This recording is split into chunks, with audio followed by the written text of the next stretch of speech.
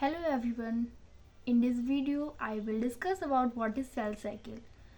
Every day, every hour, every second, one of the most important events in life is going on in our body. Cells are dividing. When cells divide, they make new cells. A single cell divides to make two cells, and these two cells then divide to make four cells, and so on. We call this process cell division and cell reproduction. Because new cells are formed when old cell divides, the ability of cells to divide is unique for living organisms.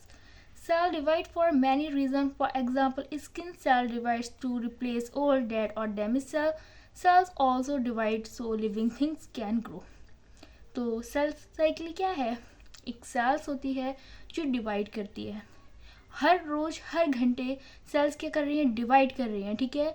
और ये क्या करती हैं? ये sales क्या करती है? एक सेल्स होती है डिवाइड करती है, वो टू सेल्स बनाती है. टू सेल्स डिवाइड करती है, फोर सेल बनाती है. ऐसे ही सेल बनती रहती है.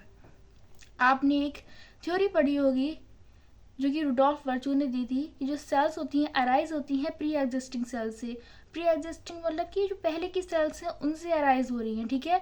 तो जो सेल्स होती हैं वो क्या करती हैं? डिवाइड करती रहती हैं, जिससे क्या होता है? न्यू सेल्स बनती रहती हैं. जैसे कि ये देखिए, ये क्या है? सेल है जिसने क्या किया? ग्रो किया, फिर उस सेल ने डिवाइड कर दिया.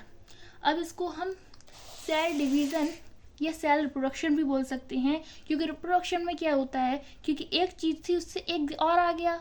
ठीक है. या फिर दो आ गए, तो ये क्या हो गया? सेल रिप्रोडक्शन हो गया. और ये क्या है? सेल डिवीज़न हो गया. ठीक है. और जो सेल साइकिल होती है उसमें कुछ होता है, जैसे कि माइटोसिस होती है और मियोसिस होती है.